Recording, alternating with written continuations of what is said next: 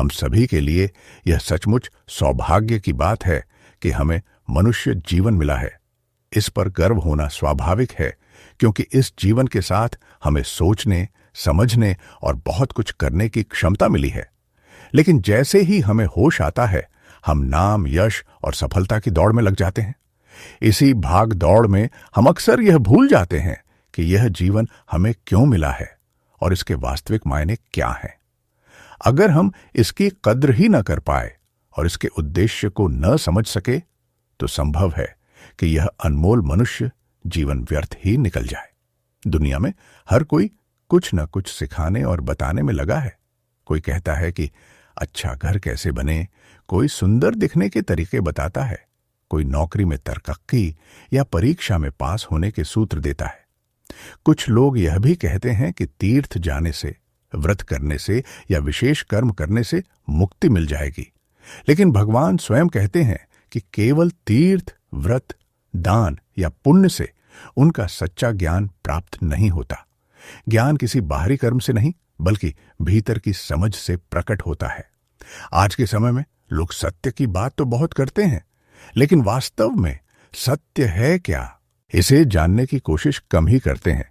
और जब तक सत्य का बोध नहीं होता, तब तक जो कुछ हम जानते हैं वह अधूरा या असत्य ही रहता है।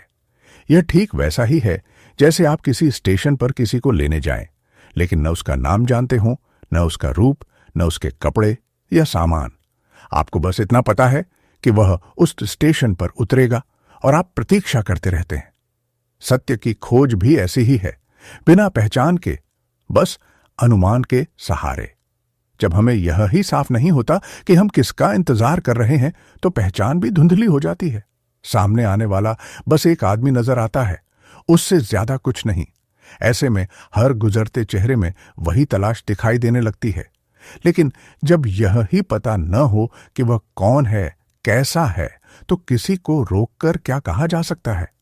अगर कोई मिल भी जाए तो वह भी संयोग से ही होगा, क्योंकि जब मंजिल का पता नहीं होता तो राह पर मिला हर व्यक्ति बस एक राहगीर ही लगता है। ऐसी स्थिति में अगर किसी को थाम भी लिया जाए तो शब्द भी अनिश्चित होते हैं। शायद तुम वही हो जिसका मैं इंतजार कर रहा हूं। और सामने वाला भी क्या कहेगा, उसे खुद नहीं मालूम। नाम जान लेने से भी क्या हासिल होगा जब सत्य की पहचान ही स्पष्ट न हो। जब हम सत्य को नहीं जानते तो यह भी तय नहीं कर पाते कि हम असत्य के पीछे चल रहे हैं या सत्य के। ठीक वैसे ही जैसे स्टेशन पर खड़े होकर यह न पता हो कि हमें किस ट्रेन में बैठना है। कबीरदास ने इसे बहुत सरल ढंग से समझाया है। कुआं एक है, पानी एक है, फर्क सिर्फ घड़ों का है। लोग बर्तनों की बनावट, सजावट और नामों में उलझ जाते हैं, जबकि मूल तो पानी है। सत्य भी वही है, एक, शुद्ध और भीतर मौजूद। जिसे हम बाहर खोजते फिरते हैं वह हमारे अंदर ही है। जैसे कस्तूरी मृग सारी वन वन भटकता है, जबकि खुशबू उसी के भीतर होती है। वही साएं, वही सत्य तुम्हारे भीतर है, बस पहचान की देर है। परम सत्य को तुम किसी भी नाम से पुकारो, परमेश्वर कहो, परमात्मा, आत्मा, खुदा या गॉड, उसके लिए नाम का कोई महत्व नहीं है। फर्क इस बात से नहीं पड़ता कि हम उसे क्या कहते हैं, बल्कि इस बात से पड़ता है कि क्या हम उसे सच में जानते हैं। केवल नाम लेने से कुछ नहीं होता।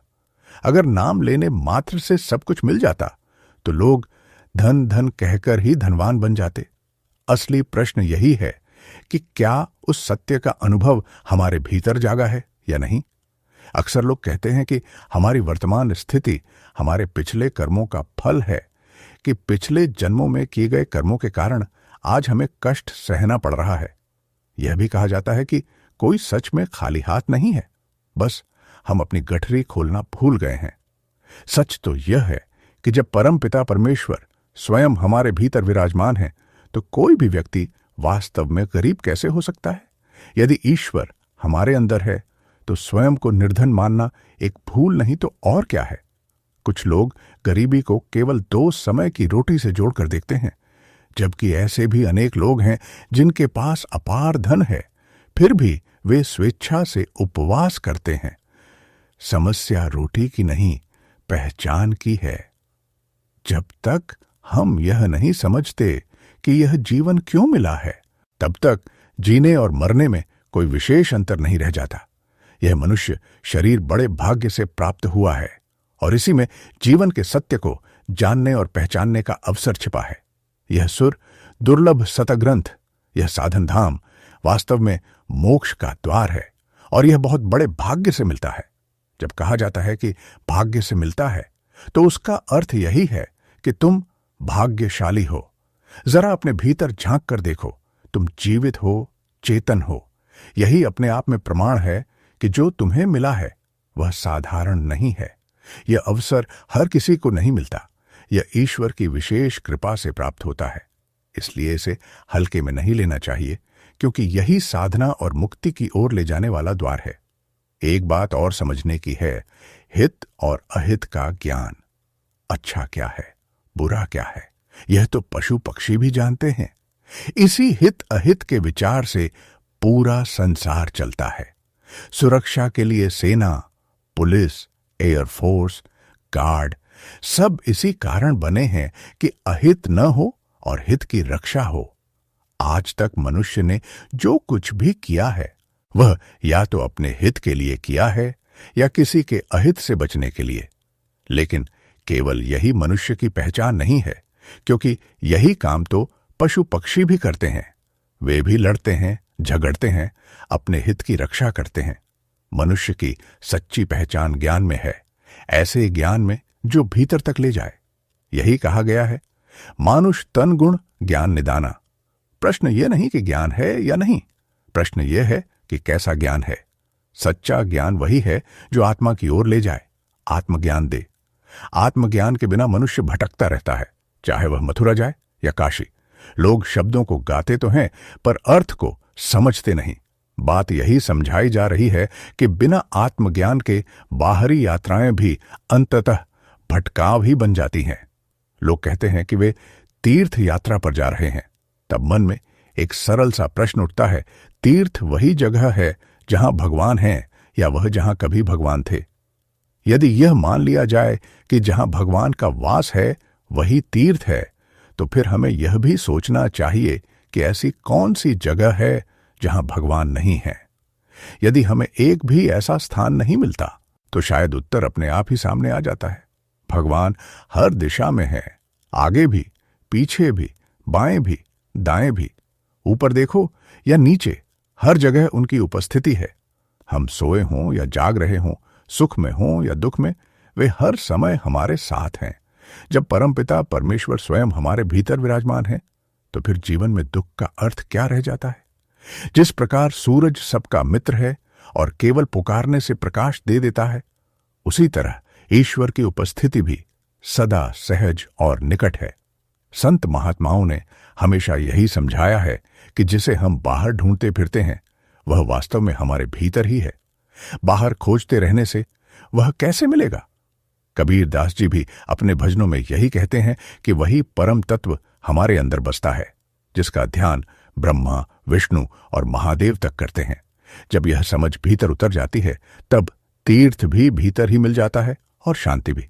यह सत्य है कि ब्रह्मा, विष्णु और महेश तक जिसका ध्यान करते हैं, वही अलख अविनाशी पुरुष हर एक के भीतर विराजमान है। संत मुनि उसी का स्मरण करते आए हैं। लोग अक्सर कहते हैं कि ये बातें तो बहुत अच्छी हैं, पर उनसे हमारे जीवन में क्या बदलेगा? यही असली प्रश्न है। यहां बात घुमाने या केवल अच्छी अच्छी बातें कहने की नहीं है।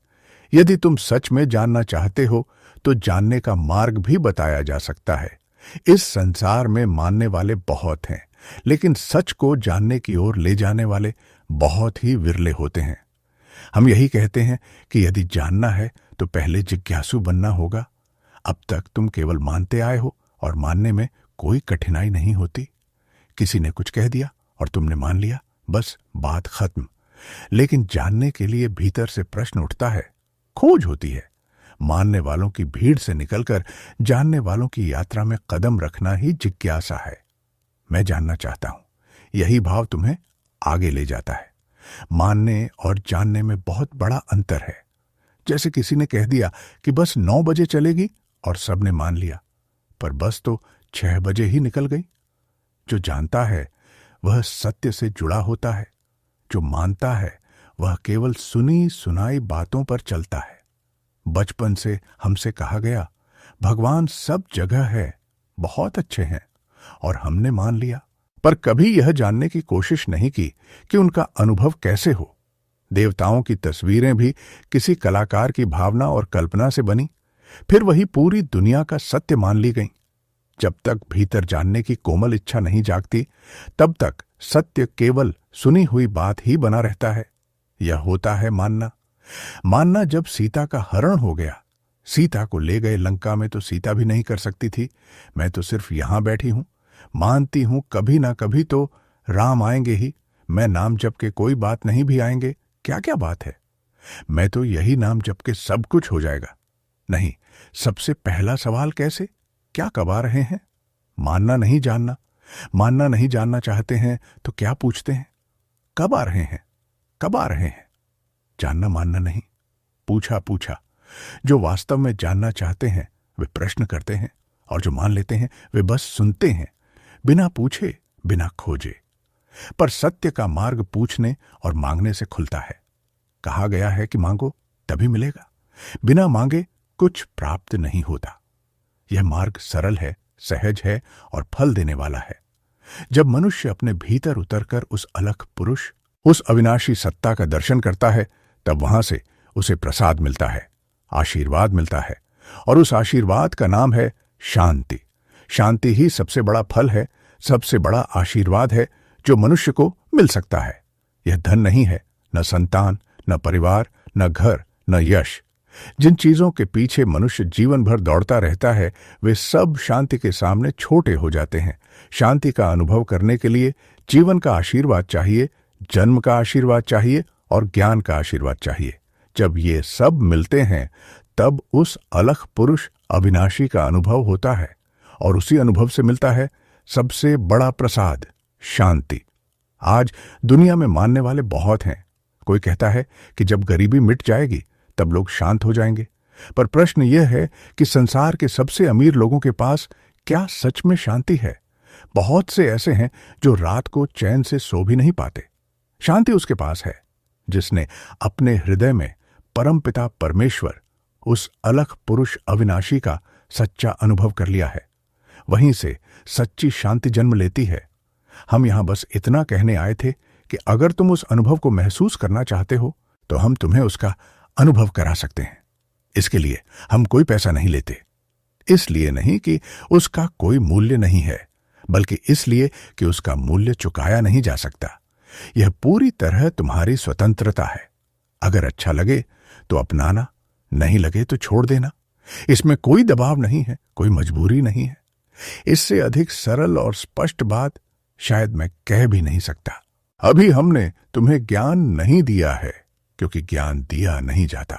वह तब मिलता है जब भीतर जिज्ञासा जागती है। कुछ लोगों में यह जिज्ञासा पहले से होती है, कुछ को उसे जगाना पड़ता है। यह प्यास तुम्हारे भीतर भी है, और जब तक तुम उसे समझने की कोशिश नहीं करोगे, आगे बढ़ पाना कठिन होगा। जिज्ञासु बनो, सुनो, समझो, प्रश्न करो। जब तुम तैयार हो जाओगे तब ज्ञान भी मिलेगा और उसके साथ शांति भी। दुनिया में बहुत से लोग शांति स्थापित करना चाहते हैं। मुझे भी अलग अलग जगहों पर शांति का दूत कहा गया है, लेकिन सच्चाई यह है कि विश्व में शांति तब आएगी जब पहले तुम्हारे भीतर शांति होगी। हमारे कार्यक्रम हर जगह होते हैं, यहां तक कि जेलों में भी, क्योंकि शर्त बस इतनी है कि सामने एक जीवित मनुष्य हो। धर्म जो भी हो उसे निभाते रहो, क्योंकि यह मानने की बात नहीं है, यह जानने की बात है। जिस दिन तुम सच में जान लोगे, उस दिन तुम्हारे भीतर कुछ खुल जाएगा, और तब जीते जी ही स्वर्ग का अनुभव संभव हो जाएगा। सबसे बड़ा तीर्थ वही है जहां वह है, और वही स्वर्ग है। उससे बड़ा स्वर्ग और क्या हो सकता है, जहां तुम भी जीवित हो और वह भी सदा विद्यमान है। यह पृथ्वी उसी की बनाई हुई है।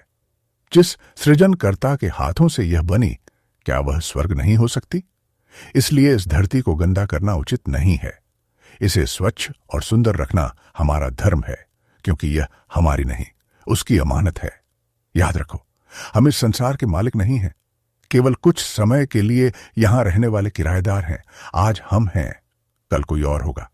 यह संसार स्थायी नहीं है, कागज की पुड़िया जैसा है, एक बूंद पड़े और गल जाए। इसलिए घमंड छोड़ो, जिम्मेदारी समझो और इस धरती के साथ आदर का व्यवहार करो। जो हमें मिला है वह हमारी मिल्कियत नहीं, केवल संभालने की जिम्मेदारी है। एक दिन वह समय भी आएगा जब सबको जाना है। इसमें कोई देर सवेर नहीं। उससे पहले जो करना है संभल कर और समझदारी से कर लो।